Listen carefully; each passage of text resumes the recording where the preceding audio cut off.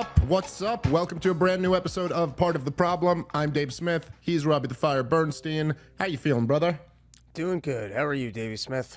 Very good, very good. I had a great time with you out in Philadelphia.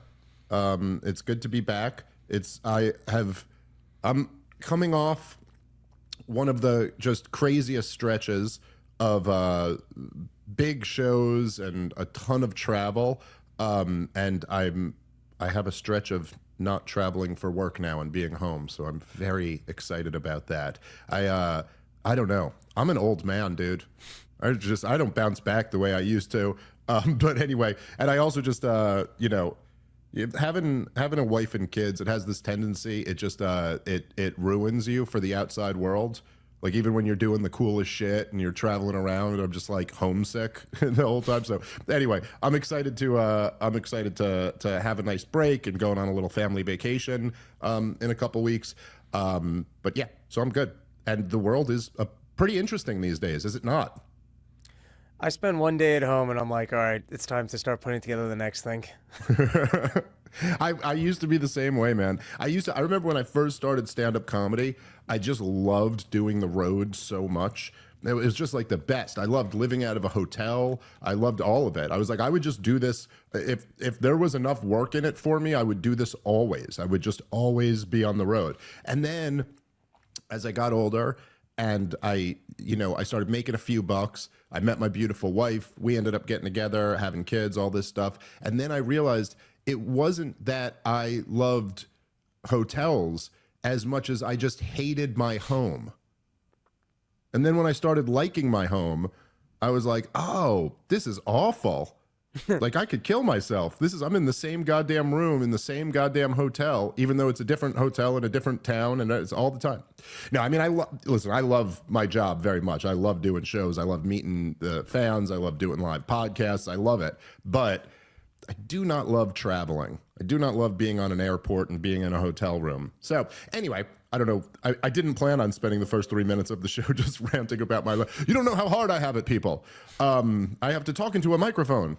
Anyway, but yeah, it's nice. It's nice to be home with the family and have a little stretch there. Okay, so let's jump into some things. Oh, first up, before we do that, I should mention, if anybody has not already, make sure to go watch Rob's debut comedy special. It's hilarious. It's getting an unbelievably great response. Make sure to go check that out. We have a little a shortened version of it on our YouTube channel here, but the full thing is over at Rob's YouTube channel. What's your channel handle? Robbie or whatever? the Fire, all one word, and it's called Live from the Denver Comedy Garage. It's phenomenal. Make sure to go check it out. Support Robbie the Fire Bernstein for all of his years of great work that he's put in. Okay, and then aside from that, I'm not traveling for the month of December or the remainder of November for work, but our 2025 calendar is starting to get filled up. ComicDaveSmith.com. We'll be back on the road in January and coming all over the country. So come check us out live. I apologize. My bald head is blinding into the audience today. It's this new aroma light therapy I'm doing where I don't have the window fully blocked. I'm just hoping to regrow the follicles. Make sure you get it even, Rob. Get every spot just like there. that. As long as all right. So it's like a yarmulke. I'm on Team Jew again. There it is. And genocide. No, you're cool. Doing genocide. Okay, so I tweeted yesterday about Sam Harris, and I said, is he even worth responding to anymore? You know, because he's so garbage. But I gotta say, it's just a weakness of mine, so I'm gonna do it anyway. I know you could accuse me of kicking a man while he's down, but sometimes it is appropriate to kick a man who's down. He seems unaware. Sam, there are some clues. The concrete pressed against your face. That's a clue. And I know you're sitting there and trying to convince yourself that, in fact, I'm not down and the entire earth has shifted to move the concrete up to my face. But I'm telling you, dude, you're down.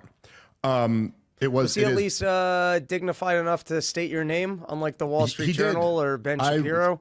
Yes, he did not go the Ben Shapiro Wall Street Journal route. He actually uttered my name into the ether, and in a way, I respect that he did that. but also in a way, now I have to eviscerate you. I mean, you said my name. That's the rules. And it is funny because I have such a weakness for this. But I just don't, it's my own brand of libertarian autism or whatever. I'm only a day walker after all. I'm half one of them. And so I can't stand bad arguments. And I want to tear apart bad arguments when I see them, especially when they're directed at me. And it was funny though, because I tweeted, like, I don't even have to waste my time on this, right? It's Sam Harris. He's been totally discredited. Like, everybody knows this at this point. And then a bunch of people were like, yeah, don't even waste your time. And then I saw one person tweet it. You go, nah, tear him apart. And I was like, the people have spoken. The people have spoken. That one guy, he represents the will of the people. And so, yeah, let's do it. All right, let's just jump in. And here we can play the clip. This is what Sam Harris had to say about me on his show the other day. Who have some professional scruples and reputations to protect, among people who actually know something about medical science. RFK Jr. has none of that. He's just a cowboy taking shots at the establishment. The Joe Rogan podcast is not a substitute for the Wall Street Journal or the Kennedy School at Harvard. It is simply not progress to have a comedian like Dave Smith, who's apparently done his own research, interviewed about the history of the Middle East or the war in Ukraine like he's the next Henry Kissinger. All of this free access to information is making us dumber. Oh, all right. So hold on. Let me give this a shot because there's really only one way to respond to Sam Harris. So let me just hold on. Let me get in my zone for a second here. Okay. You see, emotional thinking can lead to errors. And so we must only rely on rational thought, where we look at objective reality and do our best to deduce what is true objectively. You see, only when a critical thinker examines an issue can we understand on a deeper level what's really going on here. And that is our responsibility. And only then, when you start to look at the world rationally, will you recognize that Sam Harris's entire argument is what we would classify as a logical fallacy. It's known as an appeal to authority. Literally, a logical fallacy. You'll notice Sam has said nothing about any of the content of my arguments about Ukraine or Israel. He is not pointing out a flaw in my logic. He is simply saying that I am not the Wall Street Journal or Henry Kissinger, and therefore we're dumber for listening to me. Does that get through? Does that get through to you, Sam Harris? No, I'm not Henry Kissinger, the fucking war criminal. Okay, yeah, that was his appeal to authority, was Henry Kissinger. He's like, I don't even know where he pulled that one out. Listen, nobody, myself or Joe Rogan included, is claiming that we are a substitute for the Wall Street Journal. We're certainly not claiming to be responsible for the slaughter of millions of Vietnamese people like Henry Kissinger. The point is this, Sam Harris. Here's the reality, okay? I understand, even though it is a logical fallacy, it's a blatant just appeal to authority, blatantly. I understand the appeal, no pun intended, of this argument. Yes, it is we could use a Wall Street Journal that was really good. We should have some expert who's great. But the thing is this, despite the fact that we're not any of those things, if me and you, Sam Harris, debate Ukraine or Israel, or how about COVID? How about your track record on COVID versus my track record on COVID? If we debated any of those topics, I will eviscerate you. Like tear you to pieces, dude. So what do you want me to say here? Yes, it would be great if we had not corrupt, honest institutions with experts who gave great information. We don't, unfortunately, okay? We don't have those. And so now we're actually left in a situation where, like, a jerk-off comedian who reads books will tear all of you guys apart on the most important issues. Now, I understand that's like more of an assertion than an argument, but you're not giving me an argument to counter. There's no argument here. Listen, here's the truth, right? And the reason why all these people on Twitter were telling me not even to waste my time on responding to Sam Harris, and your point about him not realizing he's down, the reason why you refuse to the reason why you won't take me up on my offer and prove me wrong, let's debate it. You pick the topic. You pick the topic that I'm wrong about, and we'll have a debate about that, and we'll see how that goes.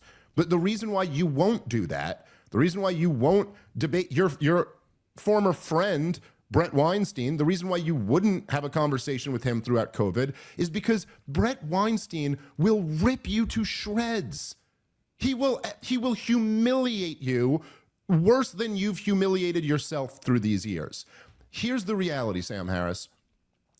When the biggest challenge came, when the moment to fight came, when you can't overstate it, totalitarianism swept not only this country, but the civilized world because there was a nasty cold going around. And when that happened, you failed.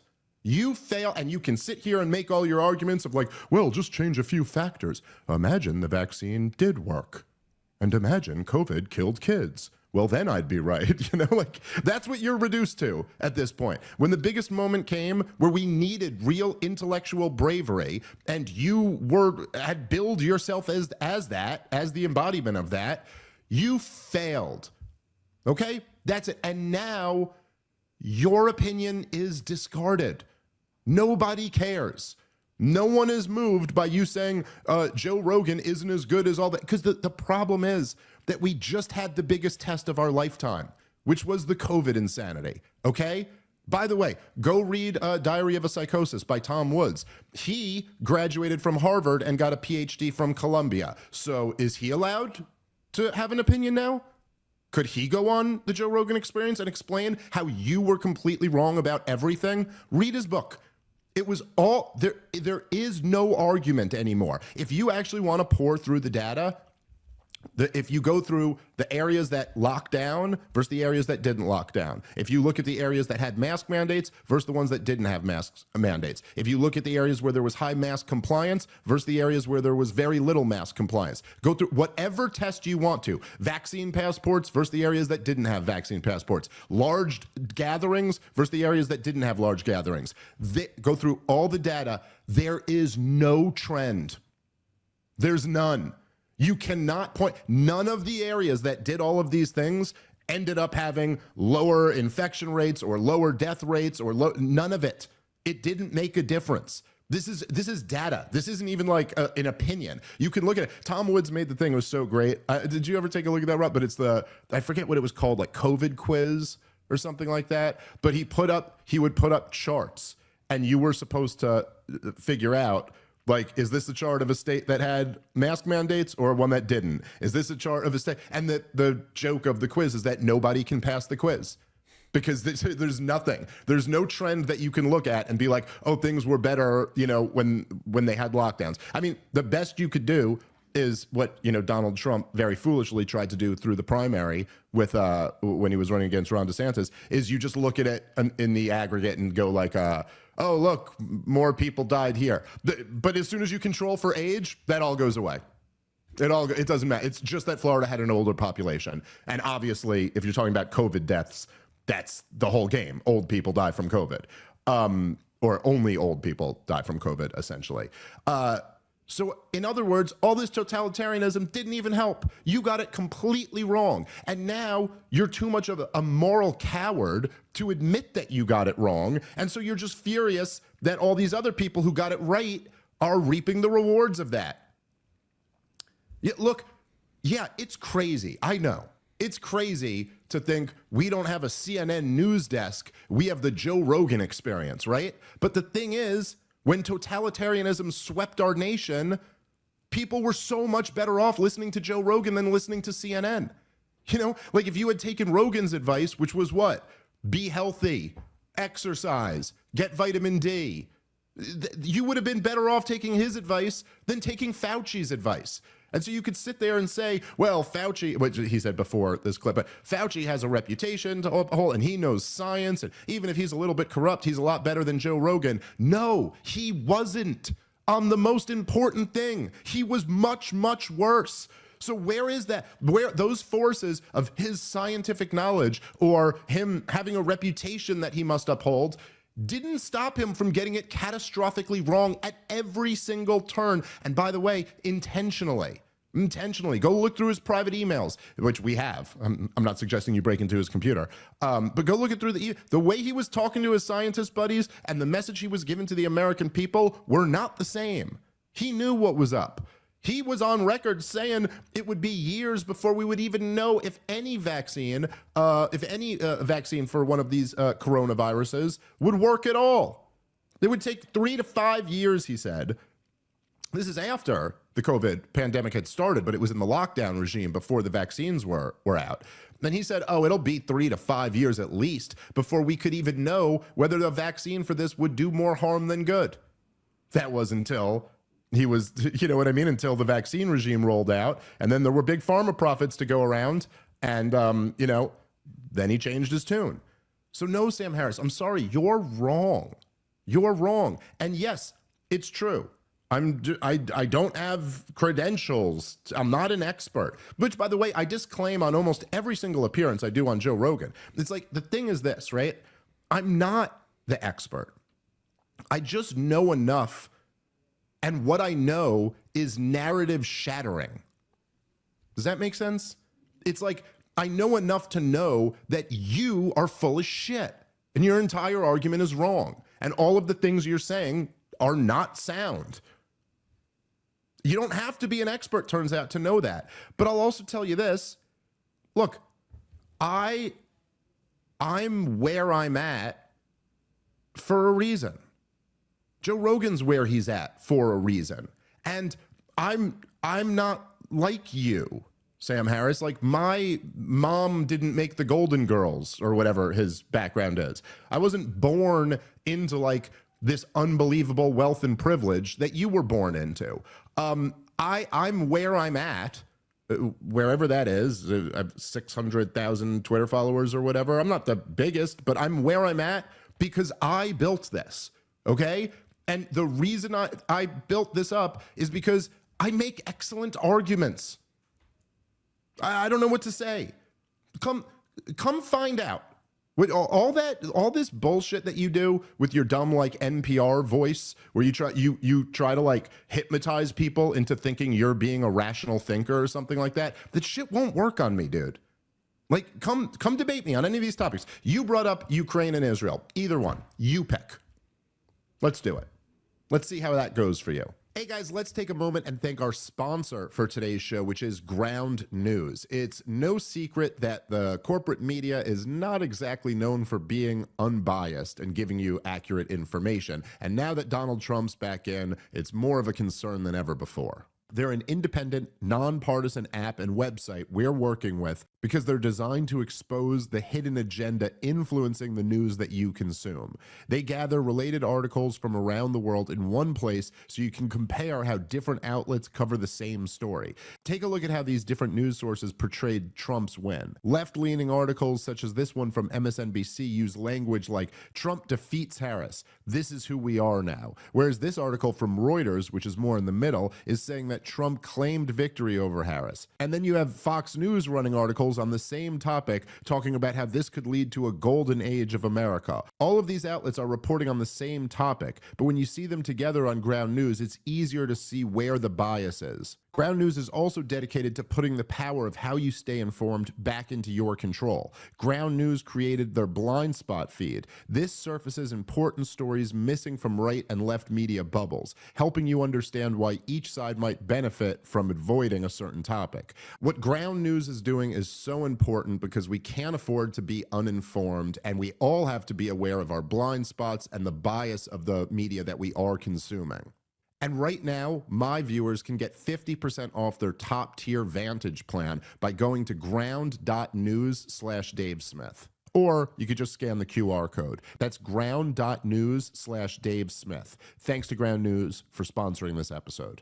All right, let's get back into it. And so, okay, you could sit here with your appeals to authority. And that's, by the way, I kind of get it. But the truth is that this is always a bullshit argument, right? Because, and I like when Bobby Kennedy makes this point a lot too. Like someone, there was just another clip of him that was going viral making this argument.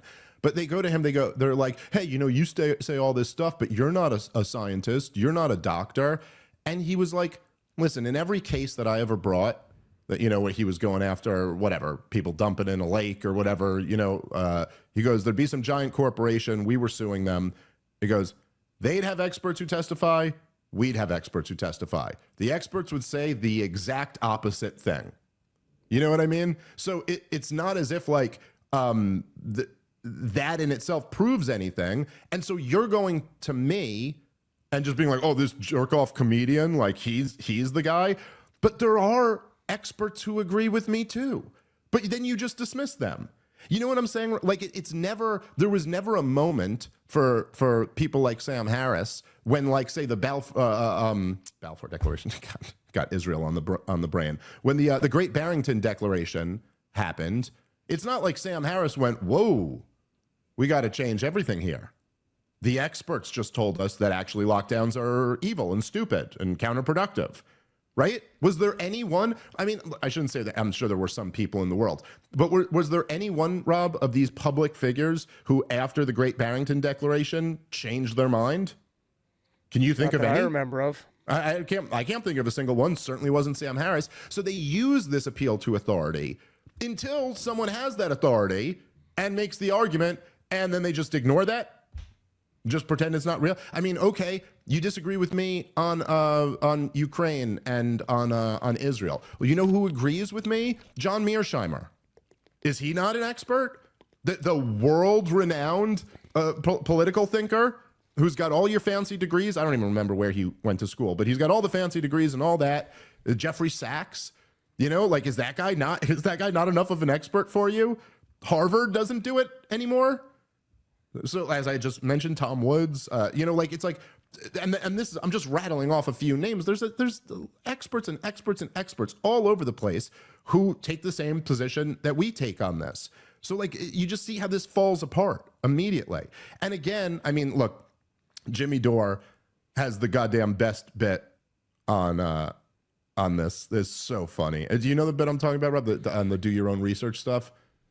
Dude, I'll send it to you after the show. You know what, Natalie, could you just look that up? If you just put it into Twitter, go Jimmy Dore, do your own research. This is an excellent joke. God, I love it. But this idea of, like, oh, you're a comedian who does your own research, and you're like, you say that as if it's a pejorative, like that's an insult to do research.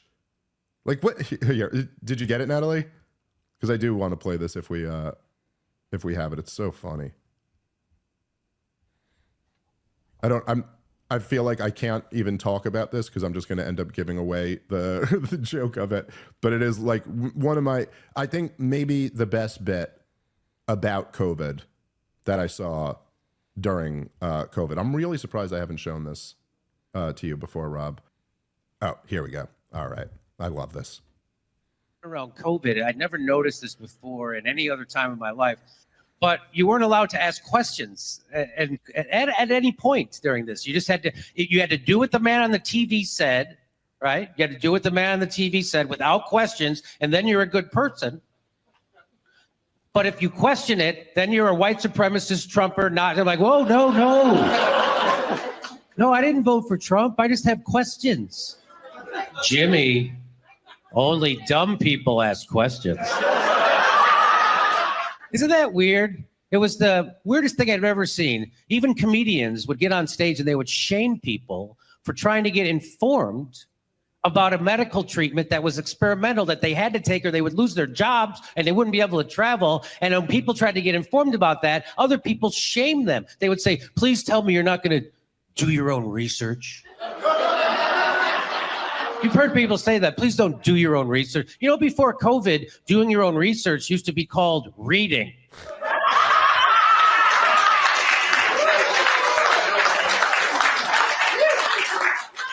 Now you're shaming me for reading? at the behest of Big Pharma. It's like I woke up in the middle of a Bill Hicks bit. Well, looks like we got ourselves a reader. That's how much people internalize the propaganda for Big Pharma, was that they would be anti-intellectual enough to shame people for reading while they're wagging their finger at them for doing it. You would never shame people for trying to get informed, no matter what other subject it was, no matter how unimportant. Like if I say, hey, I'm gonna go buy a car. Don't look into it.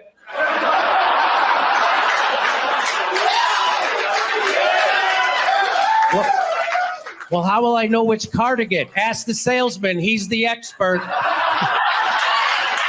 That's it. What are you, Henry Ford? But it's like, isn't that just perfectly it?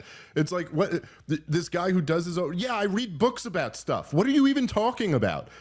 How is that an insult?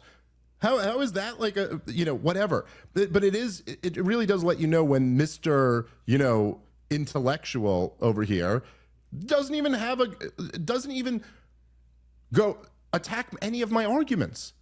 Doesn't even attempt to be like, oh, look, he said this and this is just wrong. Like, you notice how that's what I do when I'm talking about Sam Harris. I'm constantly like, you said this and this is wrong.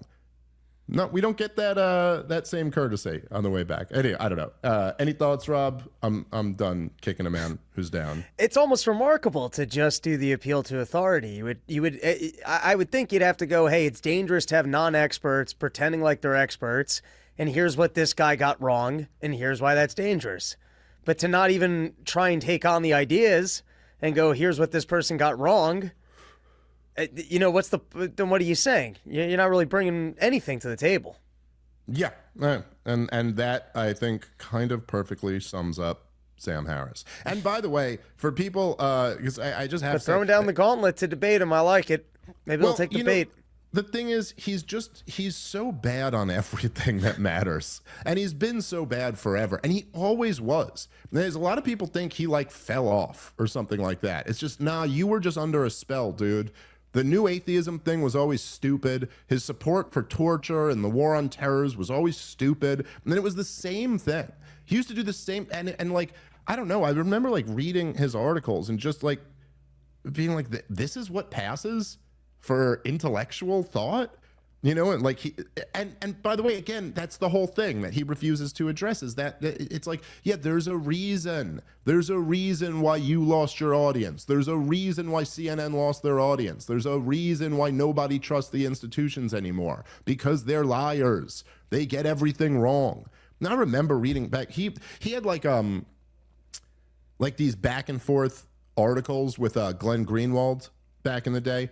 Glenn Greenwald just tore him apart. But he was, and the thing is, his argument for defending torture was almost identical to his argument defending his position during COVID, which essentially were imagine a hypothetical where I was right and you were wrong. It was so his whole case for defending torture. Was it the national security experts have said that this is an important tool, and who are we to question the experts? Well, it was essentially that was the underlying implicit point. But he would say it would be imagine a scenario where we know that a terrorist has vital information that could thwart a terrorist attack, and we knew that the only way to get that information was to torture it out of him. Is it so obvious in that case that we should be against torture? Or you know what I mean? It's like that.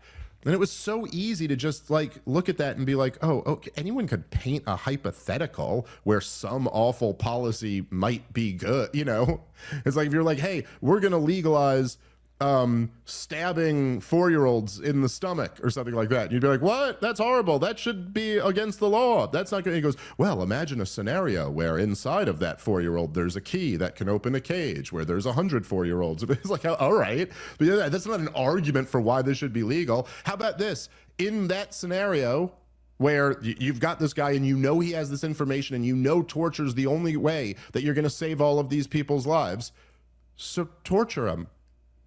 And then get arrested for it and then explain it to a judge. Problem solved. We still don't have to legalize torture because that will go very, very bad. Problem solved. In that one crazy example, do what needs to be done to save all those people's lives, and then you're guilty of a crime, and you have to try to explain that to a jury of your peers. I know I did it, but here was the scenario. The onus is on you then to have to prove beyond a shadow of a doubt that you did this for a legitimate reason, because the starting point is torture's illegal.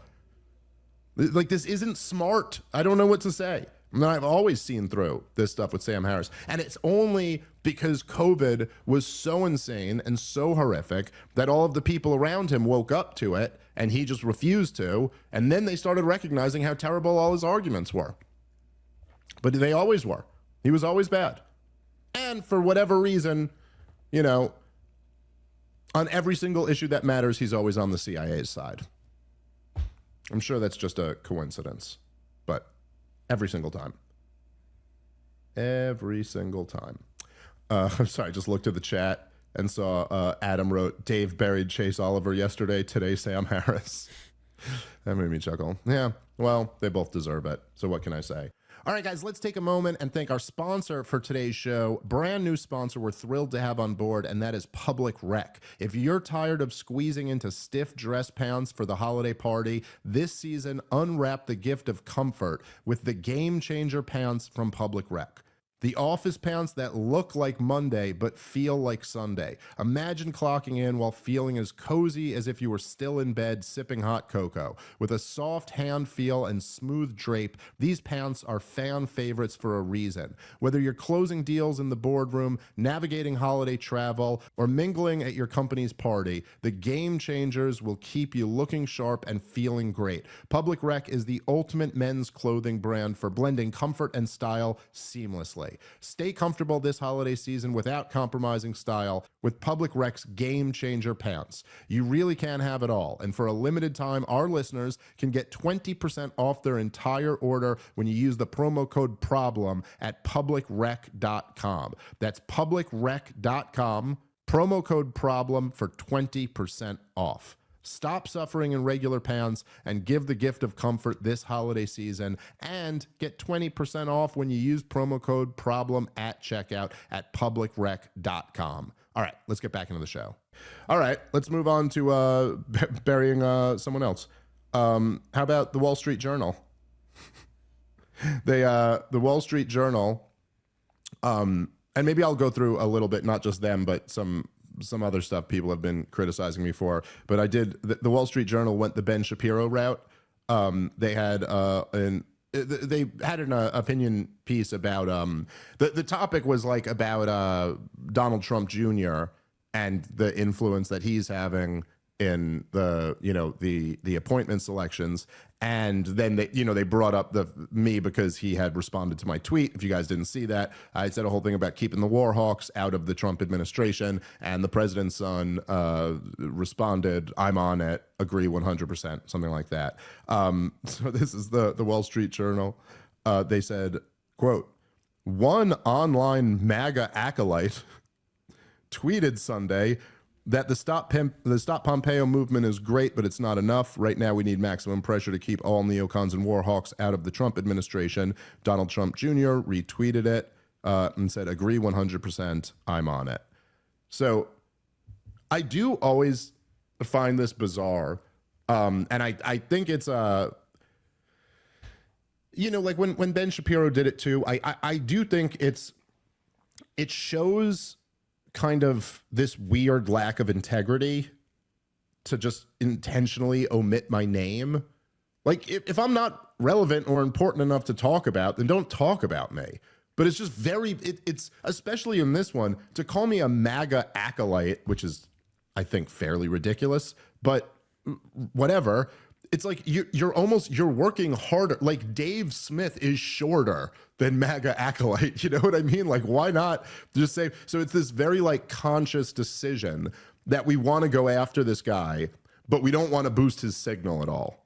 You know, and you don't want to actually send anyone to him because they know that if they did.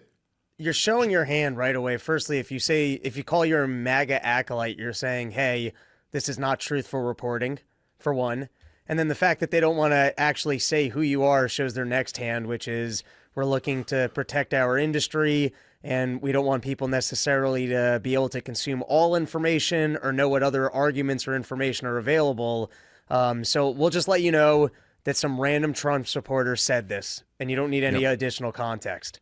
So you know what I mean? You're kind of showing your hand of what business you're really in.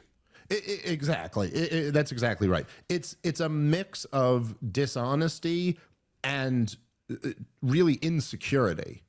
And I remember, over the years, I've had people upset with me because I've, what they say, platformed people. Remember that old dumb woke argument that like you're platforming this bad person if you have them on your show or whatever. But I always said, my response always to it was like, okay, I'm not, like, I think I'm right. So if I'm right in what I'm saying, then I should have the more compelling argument, and I'm not scared of people being exposed to the other side of the argument.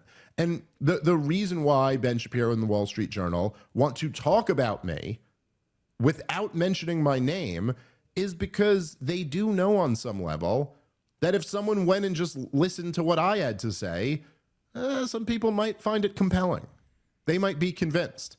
And so they don't want you to even be exposed to the other side, but they want to control the narrative. So they do this game where they try to insult you and then like not mention you. It's a very strange thing. Again, it just feels like, I don't know, maybe it's my own personality or whatever, but I would feel like such a bitch if I did that.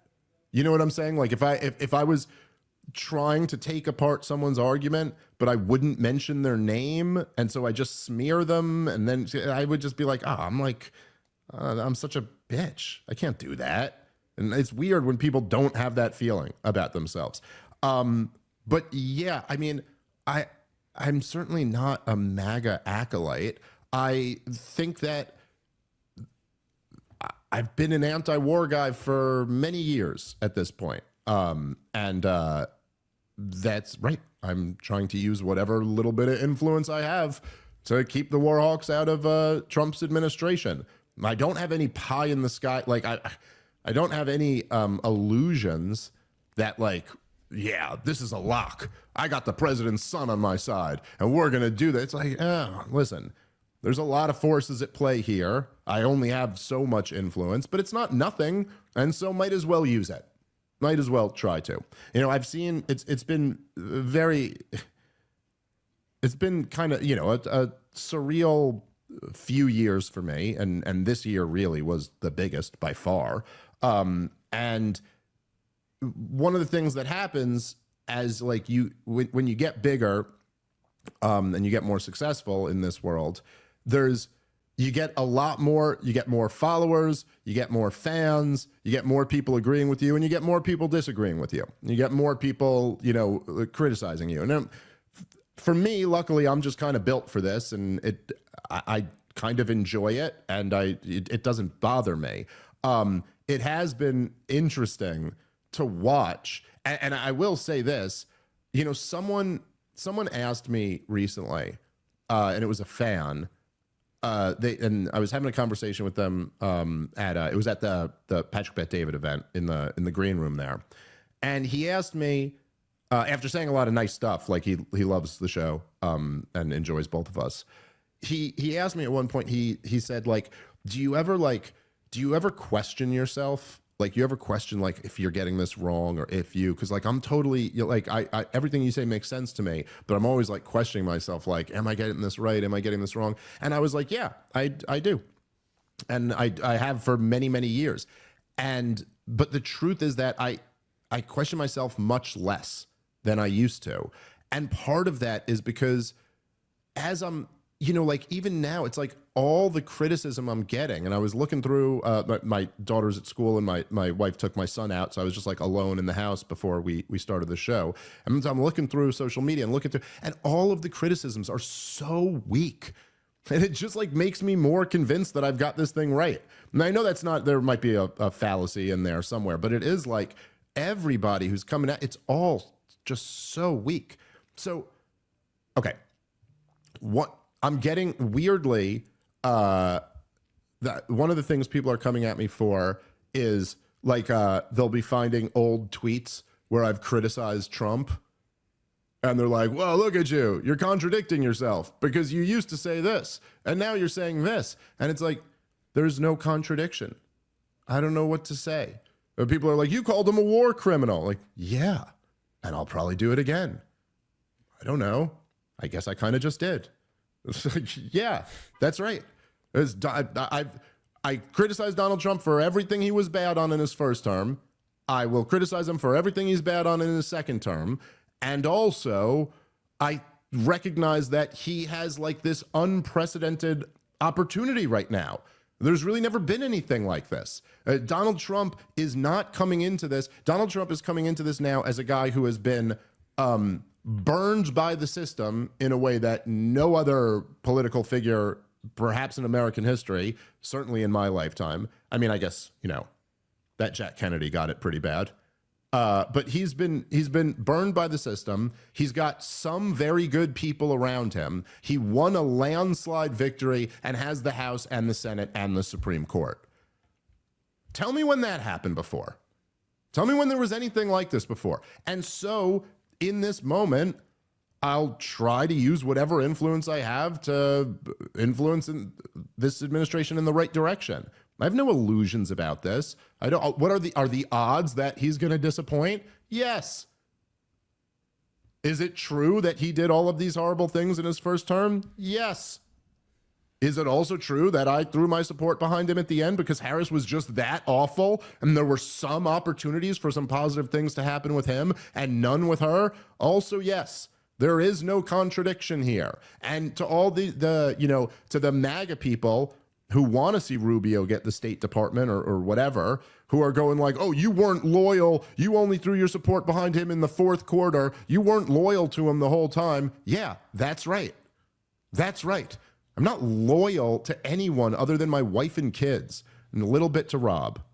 But it's not like I'm loyal to my friends and to my family. I'm not loyal to any politician, any ruler.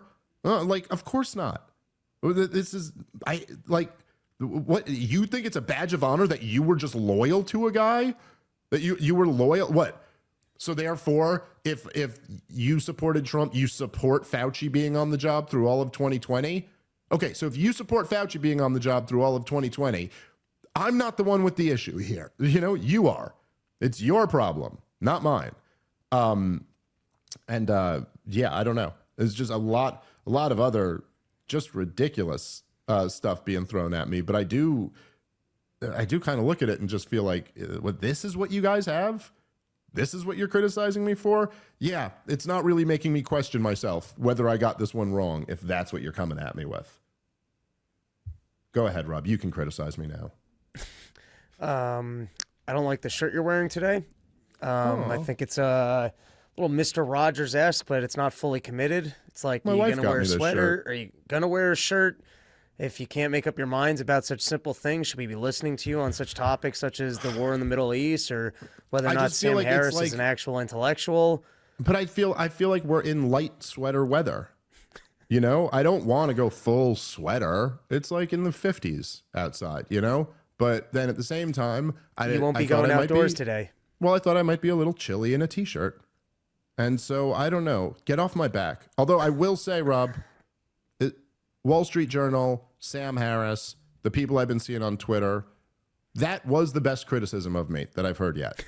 There was a point there. It's at least debatable. I'm not sure how I feel about this shirt, to be honest. And so, all right, I'll give you that one.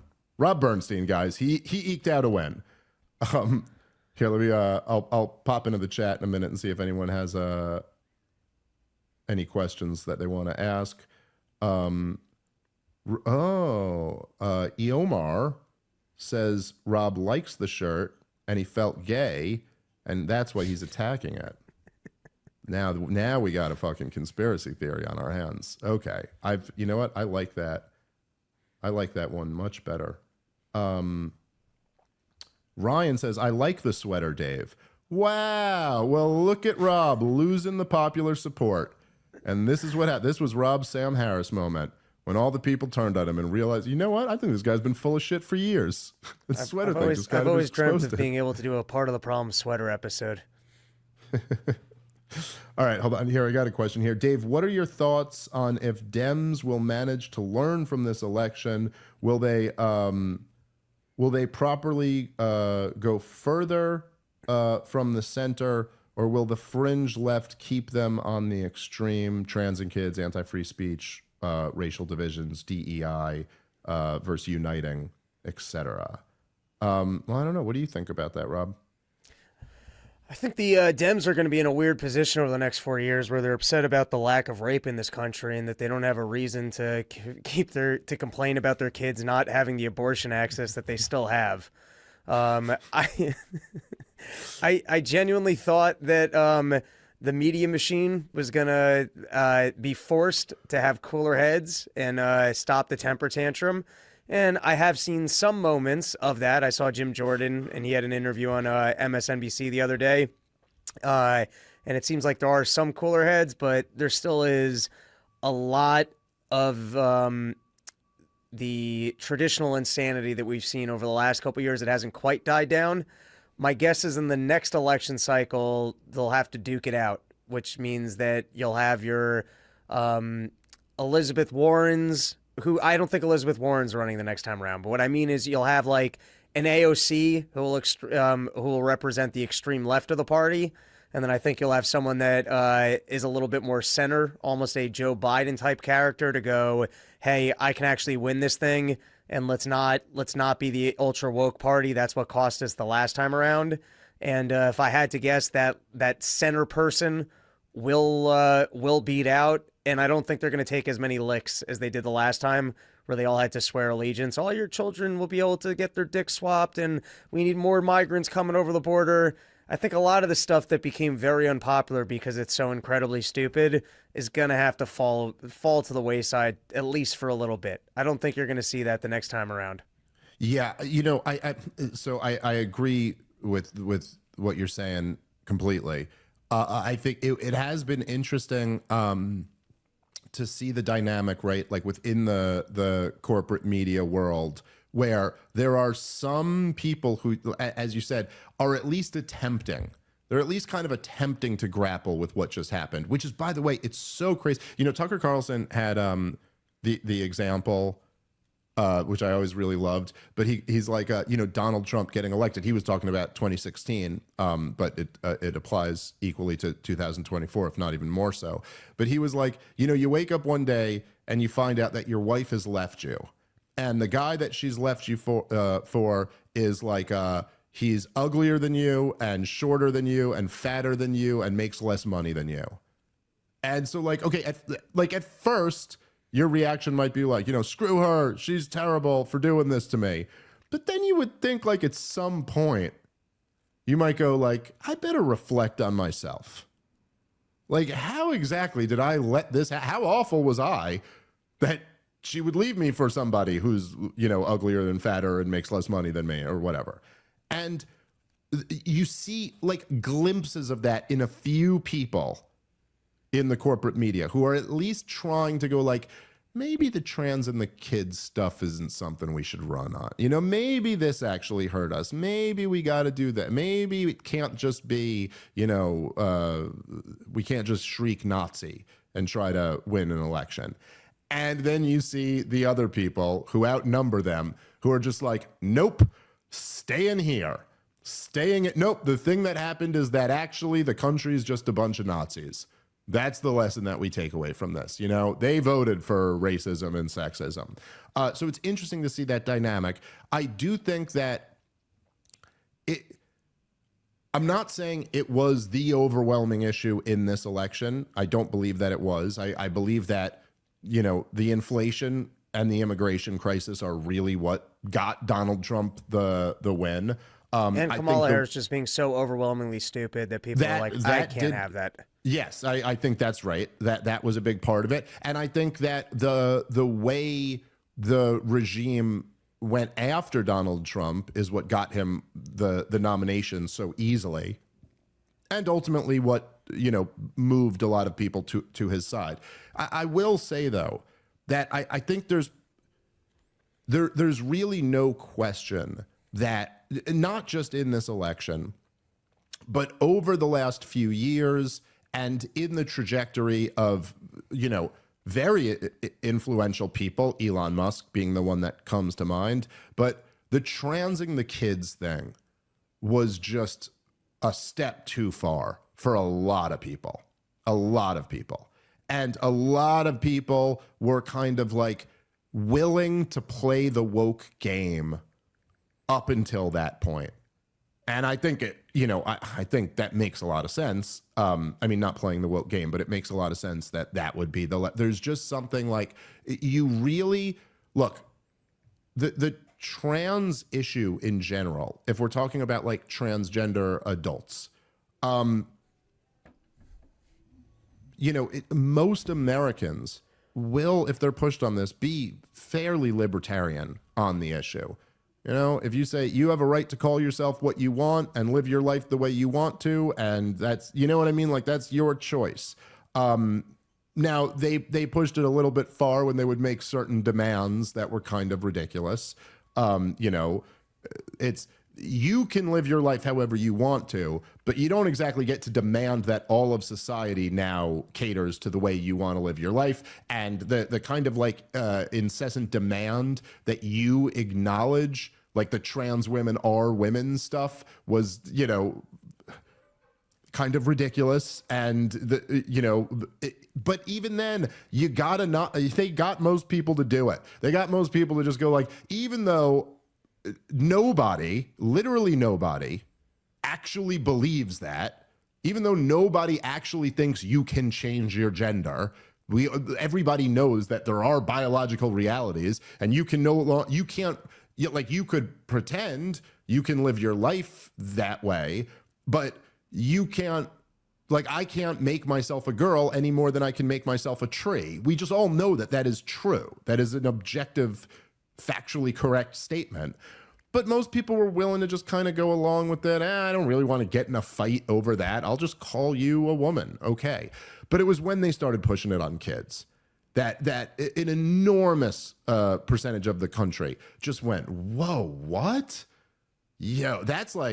That's a whole different level. Like, it's very blatant. It's clear. It's child abuse. It's grotesque child abuse to put these ideas into kids' heads, and then to look, even just socially transitioning a kid is abusive. It's like, they're not in a position to make that decision. And children, I don't know if you've spent any time around children, but they are malleable. It's like, that's an understatement. Ideas like get put into their heads. They are constantly just mimicking the world. That's how kids are. And so, it's never, at the very least, you would never be able to actually know that this idea is originating organically from the child and not being put in their head by an adult. Or perhaps it's a phase that they will grow out of, as the data seems to suggest that between 80 and 90% of them do. Rob has a great bit about that. But going after, and then like, dude, doing like the puberty blockers or the hormone treatment, which has happened to tens of thousands of kids, and like young kids. I mean, it's crazy. It's one of the things about getting old is you realize how young people are. I don't know if that makes sense. Like when you see like an 18-year-old today, Rob, and you're like, oh my God, like 18, I thought you were 7. That kid's 18. Like 18 just looks so young. I don't remember it feeling that young, but it looks really young when you see it. And dude, you're talking about prepubescent kids. These are babies. You're chemically castrating babies. I mean, this making permanent life decisions. We won't let them get a tattoo. Like this is crazy. And I do think that that it's within reason that issue will be one thing that the Democrats walk away from. That they're just like, yeah, this is too. They all think it's crazy too, and they now at least have a little bit of permission to say it. And they recognize that it's a loser politically, and really what these people are motivated by is political power. So I think it's possible. The what you're not going to see is them walk away from like the corrupt institutions, because that's what they're in the business of serving. But you might actually see some movement on like some issues like that. I think Rob is essentially right that they're going to, the challenge for Democrats now is that they have to try to find a way to present themselves as somewhat reasonable. Then they recognize this already. Again, the problem, like we were getting into on the other show, on the show the other day, is that the Democrats, as they are currently constructed, do not have the ability to do any of that. They don't have the ability to go on Joe Rogan. They just don't. They can't go talk for 3 hours like that. Like it, you know, it won't go good for them. And so, you know, that to me seems to be the real issue that they have going forward. And they've lost voting blocks that it's unclear that they'll ever be able to get them back. You know, there's something about like cracking Pandora's box in a sense of like going over and voting for Trump. They want less inflation and a secure border. And I don't know how Democrats are going to become the party of that. Seems like a tough thing to pull off. We will see. All right, guys, let's take a moment and thank our sponsor for today's show, which is Monetary Metals. I love this company. They are revolutionizing the precious metals industry. If you own gold, you've probably been happy to see prices hitting new all-time highs this year, but your gold can do more than just sit there waiting for the price to go up. It can generate passive income for you. With Monetary Metals, you can earn up to 5% interest on your gold and silver paid in more ounces of metal. And accredited investors can even achieve double-digit returns in their bond offerings.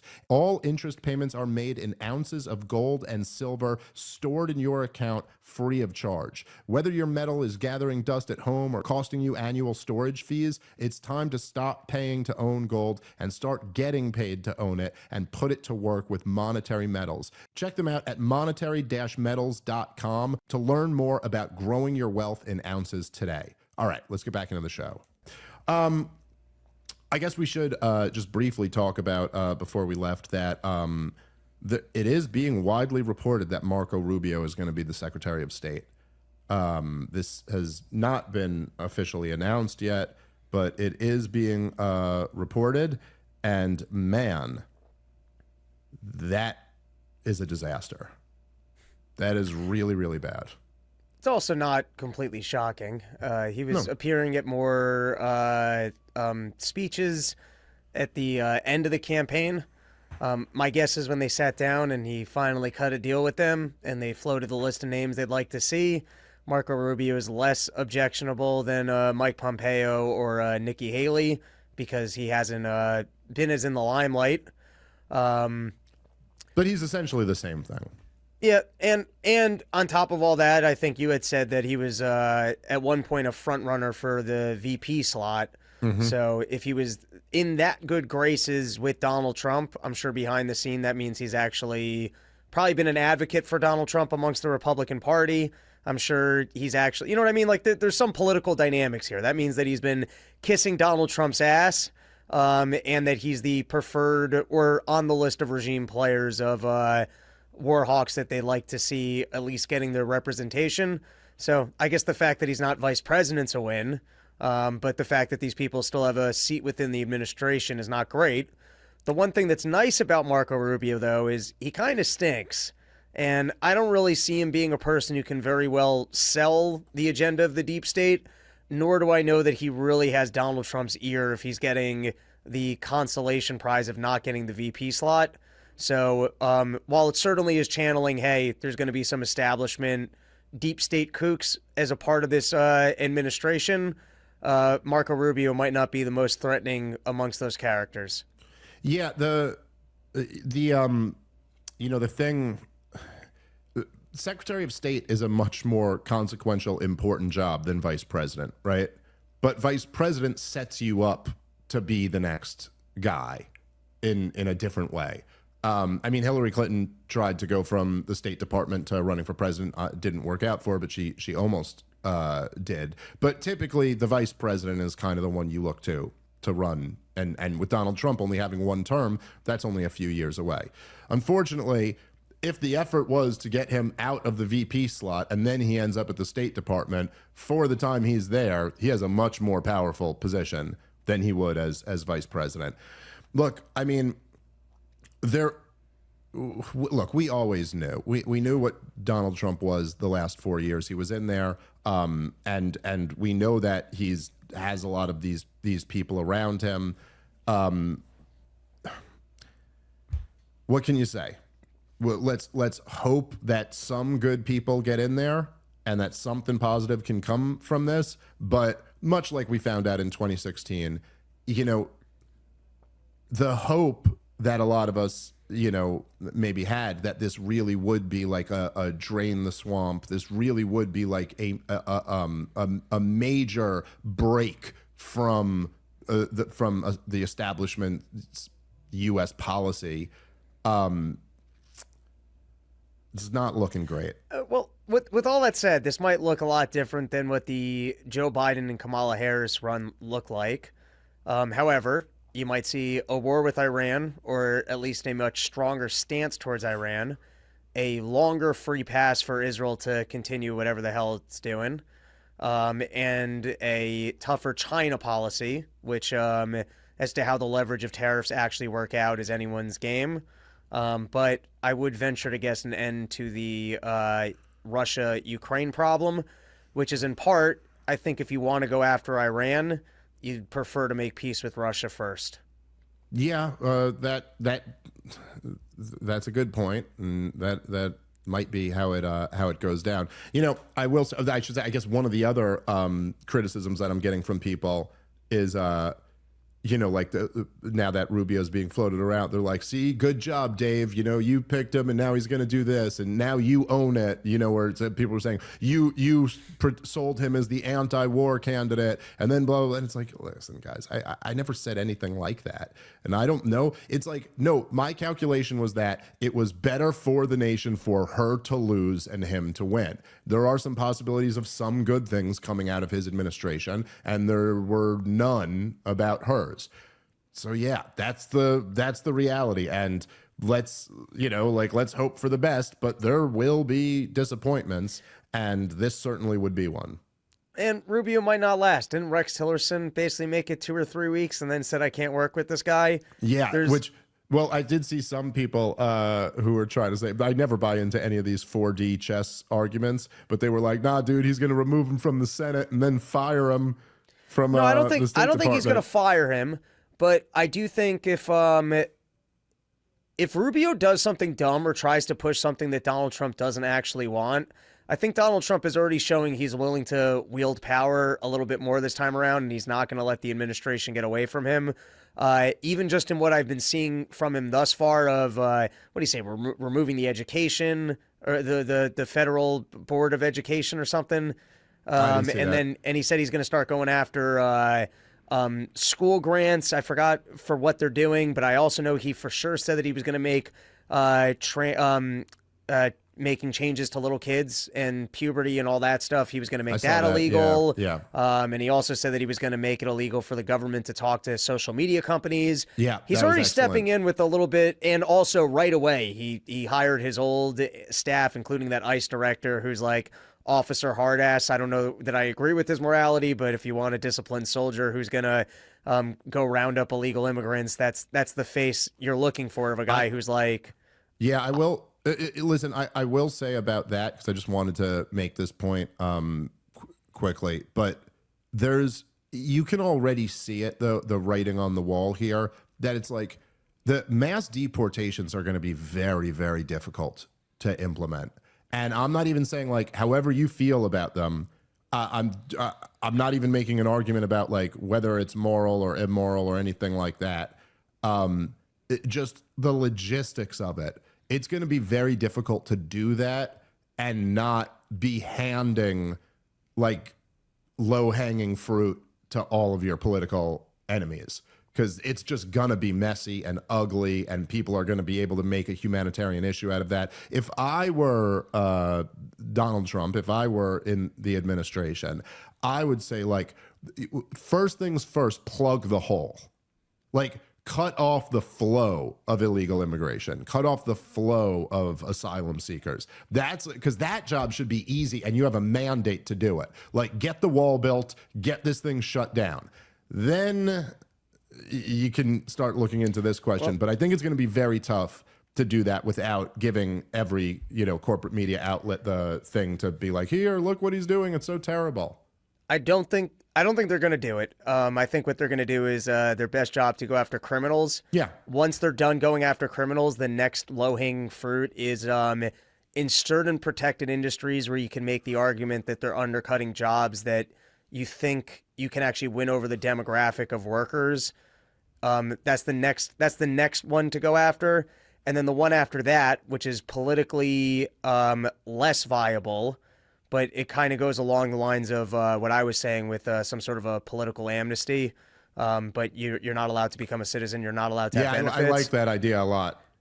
Is that there is an argument for unless the Democrats are willing to come to the table and change the laws about congressional representation, and that, let's say, 3 million illegal came over and now they're in California. We're changing the census law where you guys aren't getting more representation in Congress. There is some leverage to actually starting to go into those liberal areas and go, yeah, we also don't want to deport these people, but fair is fair, and you guys can't get more funding because you've immigrated illegals here.